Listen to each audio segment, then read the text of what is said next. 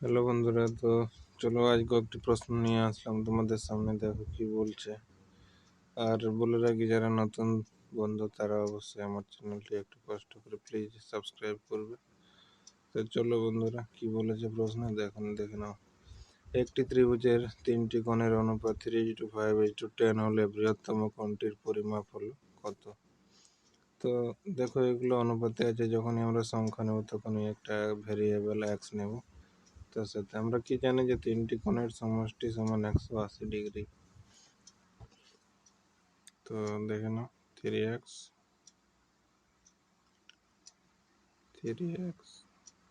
Plus 5x plus 10x সমান কত হচ্ছে তোমার 180। তিনটি কোণের সমষ্টি 180 হয়, তাহলে এটা যোগ করলে হচ্ছে তোমার 18x সমান হচ্ছে 180। কাটাকাটি করলে হয় 10, x সমান 10। কি বলেছে? বৃহত্তম কোণটির পরিমাপ হলো, তার বৃহত্তম কোণটির মান হচ্ছে 10x সমান 10 into 10 সমান 100। এটা হচ্ছে তোমার অ্যান্সার।